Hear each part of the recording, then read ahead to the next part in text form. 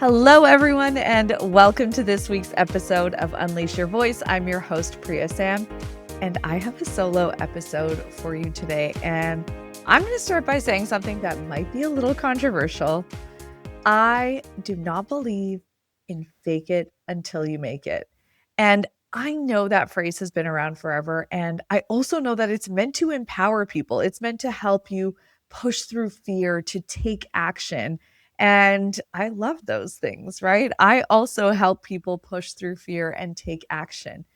But from what I've seen working with high performing mid to senior level women in six figure and multi six figure roles every single day, when you think about faking it till you make it, you don't actually build real long lasting confidence. And I'm in the business of helping people build real long lasting confidence. Instead, when people use this as their mindset, it builds pressure, it builds disconnection. And the most important thing, it is not sustainable. Eventually, it cracks because instead of showing up as yourself, you're trying to perform what you think confidence is supposed to look like. Okay, so think about a time where maybe you felt, maybe you're in a job interview, you're in a high stakes meeting, maybe you're having a networking conversation, and you're telling yourself, just sound confident, say the right thing, don't mess this up.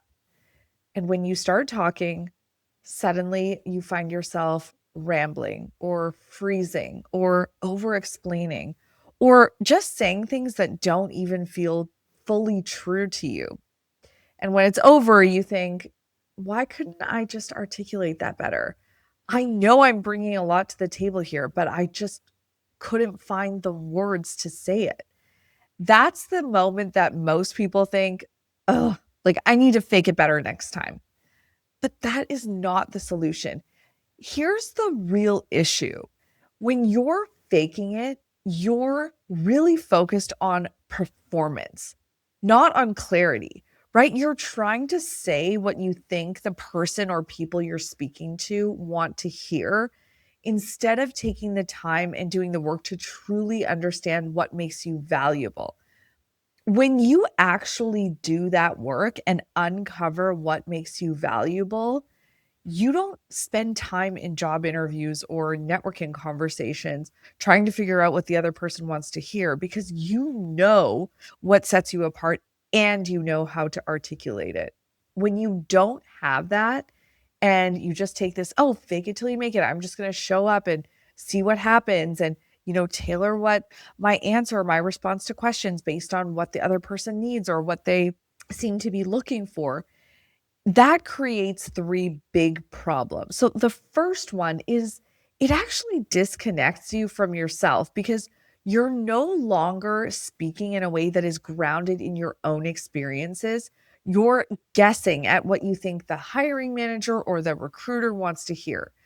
And I want you to think back to a time when you've been around someone who isn't being genuine. You can tell, right? Something just seems off. They don't come across as genuine or trustworthy. And that's what happens when you focus on faking it instead of actually identifying what sets you apart. Number two, it creates inconsistency. You might come across confident in one moment and completely unsure in the next. You might nail the recruiter interview because you said exactly what they wanted to hear, but then you move on to the hiring manager and you say something completely different. And remember, everyone in that process is comparing notes. So when you give mixed messages, it's a red flag for those hiring teams. When your answers aren't grounded in true, thoughtful stories and leadership phrases that you're using consistently, your narrative becomes unclear. It's inconsistent, and that doesn't get you the offer. Compare that to having clarity on your story, on who you are, on what sets you apart. When you have that, you show up to these conversations and you say the same things over and over again. And that's actually what you want because you want to build that consistency. You want to actually have some memorable phrases that capture your value, what sets you apart, your key stories. Those make you memorable. Those are the things that the hiring manager and the recruiter are going to note. And when they compare notes, they're going to say, oh, yeah, I really like that she said that too. I really like that she talked about the mindset she brings, right? I really liked that project she talked about where she helped exceed the number of leads the team was trying to generate. Those are the memorable details that you want to be repeating. And when you are faking it until you make it, you don't end up saying the same thing over and over again. You say something different every time. And that does not help to build a cohesive narrative. Number three, faking it till you make it widens the articulation gap. That is the gap between the impact you're actually delivering and the way you're communicating that impact. Because you don't actually get better at articulating your value. You're just getting better at masking the discomfort you feel when you have to talk about yourself and your strengths. So, this is where my perspective is different. I don't believe that confidence comes from faking it. I believe that confidence is rooted in clarity, from deeply understanding what you've done, how you think, what patterns exist in your work, and what actually sets you apart. Because when you see that clearly, you don't have to perform confidence. You feel it. You know how to articulate exactly what sets you apart. You know your story and it comes out with ease because it's all true and deeply aligned. You actually feel excited to share your power stories because you don't see them as a tool for selling yourself. You experience them as sharing who you are. So instead of fake it till you make it, I want to offer you something different. Clarity in your story creates confidence in your voice. Okay, let me say that one more time.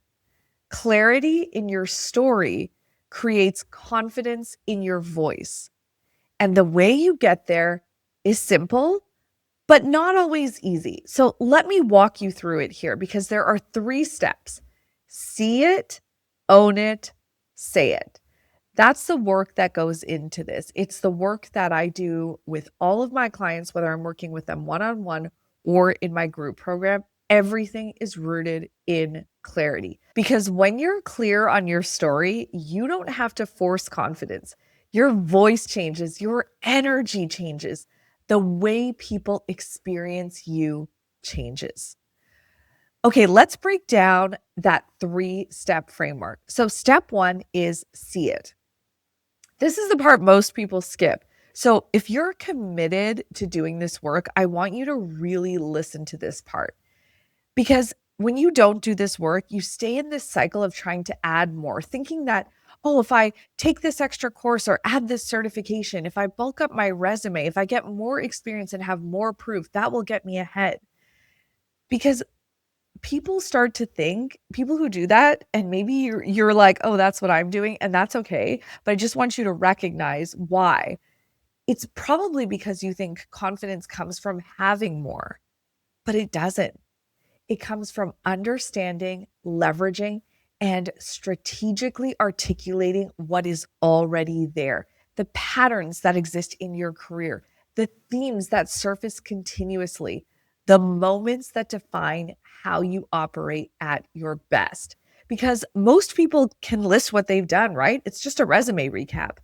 But what most people haven't done is actually stepped back and asked, what does this say about me?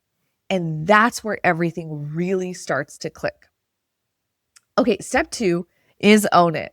This is where confidence really starts to build because now you're not guessing anymore, right? You're not saying, I think I'm good at this. You're saying, I've done this repeatedly, and here's the proof.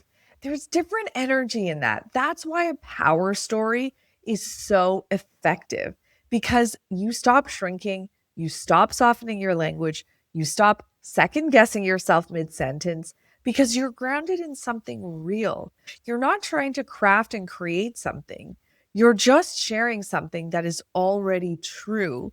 And you've taken the time to put it into a format, a power story that makes it easy for other people to understand and remember. And it also clearly communicates your impact. Okay, step 3 is saying it. So this is the articulation piece, right? Once you have identified what really sets you apart, you've started to form those power stories. This is where the actual storytelling comes in because it's not enough to know your value. You do need to be able to communicate it in a way that's clear, compelling, and memorable. And I'm going to give you an example of how one of my clients did this in a couple of minutes here. But I want you to think about how, at mid to senior levels, when your goal is to land six figure and multi six figure roles, you need to speak like a leader. And that elevated, sophisticated language is no longer optional at this stage. It's actually where everything shifts, where people start to see you as a leader because of the language you're using, right? You stop sounding like a resume, you stop over explaining, you stop trying to sound impressive, and instead you start telling stories that show people exactly who you are. And here's the shift I really want you to hear. You stop feeling like you're selling yourself and you just feel like you are sharing your story. It's a completely different experience. And any fears you might have about sounding arrogant or boastful, they will completely disappear. Okay, I want to put this in the context of how someone actually did this because I know sometimes when we hear about these concepts and these ideas and frameworks, it can feel a bit abstract. So let me ground you in how one of my clients did this. Well, really how we did it together. So her name is Ella and she was a senior director. So she had great experience, top tech companies on her resume. She was getting interviews. She was making it to the first and second round, so passing those recruiter screens easily, but she wasn't getting past that. She wasn't getting offers. So she booked a career accelerator call with me. And one of the first things she said was, I keep telling myself to fake it till I make it in these interviews, but I feel like the interviewers and hiring managers are seeing right through me. She said, I keep fumbling, I hear myself rambling, and even though I know I bring a lot to the table, I know I can do every single job I've interviewed for. I just cannot nail that articulation piece. I feel like I don't know how to prove it. Then she said something that really stuck with me. I also have my old boss's voice in my head telling me I'm not good enough. I feel like I'm a mess.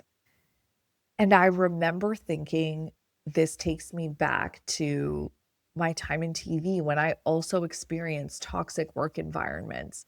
And one of the hardest things to do after, whether it's a layoff, losing a job or leaving a toxic work environment, whether it's your decision or someone else's, is finding that confidence again, rebuilding it, or maybe you didn't have it before and you're trying to build it for the first time. Well, Ella had felt confident before, but this last work environment, toxic work environment, boss constantly telling her she's not good enough, it really chipped away at her confidence. And so that's why she kept telling herself, well, I guess I just need to fake it until I find it, right? But I asked her a question because I wanted her to steer her away from this idea of faking it until you make it and really ground her in what set her apart. So I just asked her that, what do you think sets you apart? And she said things like, I'm innovative, I'm collaborative. She said, I love building teams and I really like mentoring people and seeing them grow in their own careers. Those are all great qualities. They are also vague, they're pretty general and the way she was articulating them, not sounding like a senior director. So we did an exercise I do with all of my clients, whether they are working with me one-on-one or in my group program. They go through this clarity process. It's a series of questions.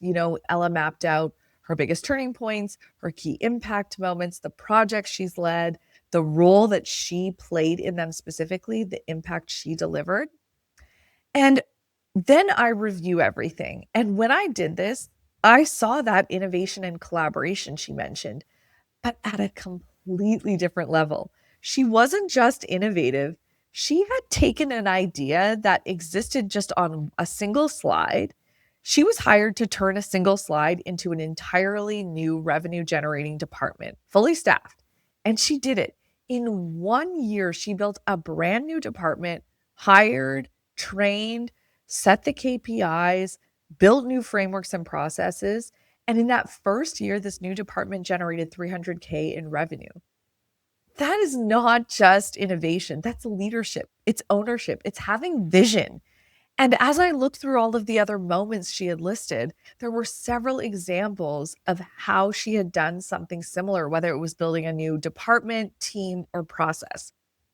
So when we had a conversation after I reviewed her work, I said, it's like you're an entrepreneur inside a corporate environment.